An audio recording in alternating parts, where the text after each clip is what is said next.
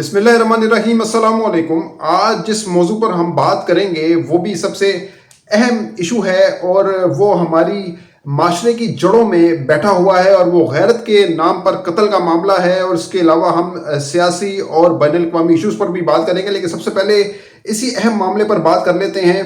और बलूचिस्तान में ये वाक़या पेश आया है जहाँ पे एक मर्द और औरत को कत्ल किया गया है।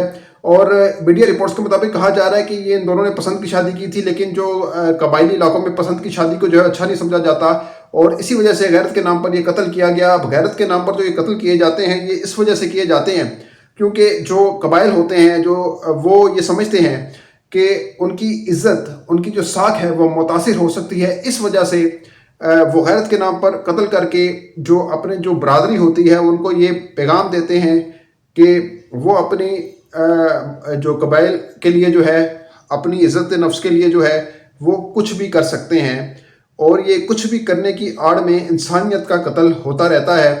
और ये कत्ल जो हो रहा है ये कोई नई बात तो है नहीं, पहले भी ऐसे वाक़यात होते रहे हैं, लेकिन जो कानून है वो हरकत में आता हुआ नज़र नहीं आता। ज़ाहिर है जो अदालत है वहाँ पे जब ये मुकदमात जाते हैं तो वो भी इल्तवा का शिकार हो जाते हैं और बहुत से लोग जो हैं वो डर के मारे भी कबाइल के डर से, खौफ से जो है वो निकलते नहीं हैं और अदालत तक नहीं पहुंचते। और बहुत से केसेस ऐसे रिपोर्ट भी नहीं होते और ये बेसिकली इज़्ज़त को बहाल करने के लिए ये कत्ल आम किया जाता है।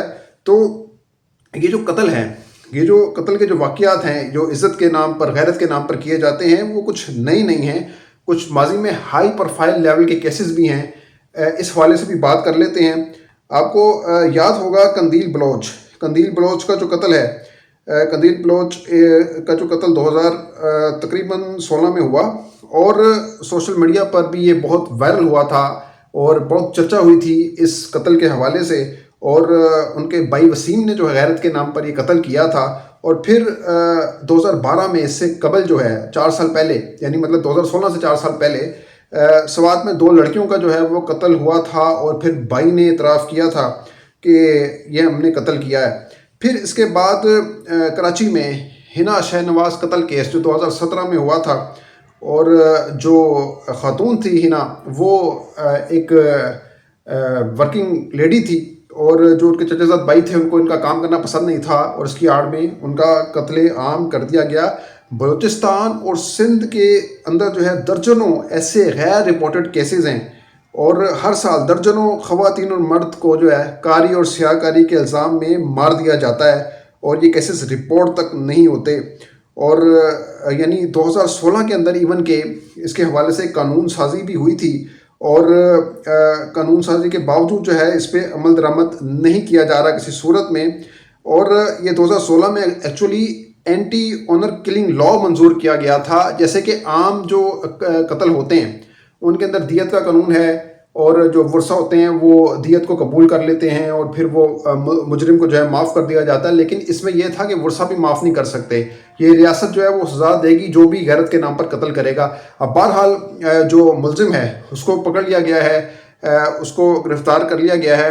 और अब जो सरफराज बुगटी हैं जो वज़ीर आला बलूचिस्तान हैं वो भी मज़म्मत कर रहे हैं, लेकिन मज़म्मत सिर्फ काफ़ी नहीं है। इसके अलावा जो उलमा कौंसिल है वो भी कह रहे हैं कि जो जिसने ये कार्रवाई डाली है, जिसने ये कत्ल किया है, ना हो खून बहाया है, उसको कड़ी से कड़ी सज़ा मिलनी चाहिए। अब देखना ये टेस्ट केस है, अब ये सज़ा मिलती है नहीं मिलती, क्या इस पर भी कबाइलियों का जो है वो दबाव होगा और इस चक्कर के अंदर जो है वो मुजरिम साफ बच निकलेगा, ये देखने से ताल्लुक़ रखती है बात। लेकिन बड़ी अनफॉर्चुनेट ये वाक़या है, बड़ा अनफॉर्चुनेट वाक़या है जो ये पेश आया है। अब आगे हम बात करें तो खेल के मैदान में भी हम आते हैं। शाहिद अफरीदी जो हैं जिनके बारे में मैं भी बहुत तनकीद करता रहा हूँ, सियासत के हवाले से वो कुछ इतना जानते नहीं हैं और बस वो ऐसे तीर मारते रहते थे और वो तनकीद की जद में रहते थे।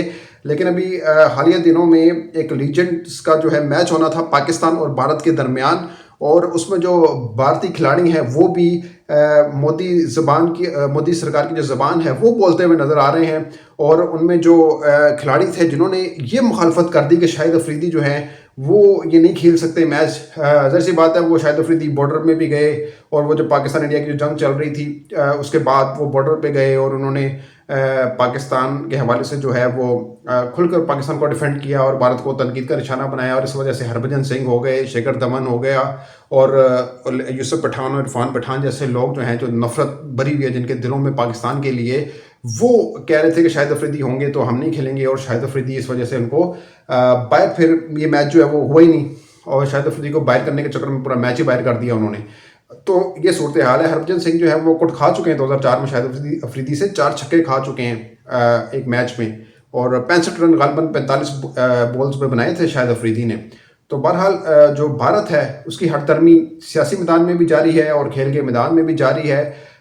دوسری جانب اگر ہم سیاسی میدان کی بات کریں، کھیل کے میدان سے سیاسی میدان میں آئیں، تو علی امین گنڈا پور ایک قانونی جنگ لڑنے جا رہے ہیں، اور آرٹیکل 65 کی پلی پر وہ یہ جنگ لڑنے جا رہے ہیں.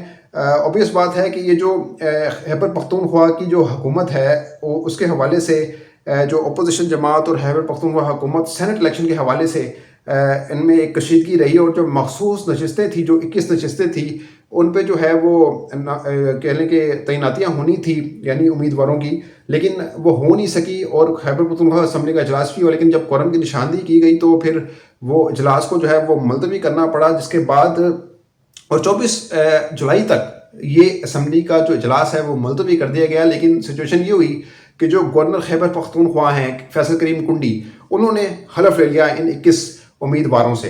تو اب معاملہ یہ ہے کہ علی امین گنڈا پور کا یہ کلیم ہے کہ جو گورنر ہے ان کی صوابدید نہیں تھی کہ وہ ان سے حلف لیتے، اور جو خیبر پختونخوا اسمبلی کے جو اسپیکر ہیں ان کا یہ کام ہے، کیونکہ انہوں نے منع نہیں کیا تھا حلف لینے سے، انہوں نے کورم کی نشاندہی کرنے پر جو ہے وہ اجلاس کو بس ملتوی کیا تھا، تو یہ نہیں لے سکتے. اور اسی حوالے سے جو ہے وہ اب عدالتی جنگ چلے گی. اب دیکھنا یہ کہ کوئی نیا بحران بھی یہاں پہ کھڑا ہوتا ہے یا نہیں کھڑا ہوتا.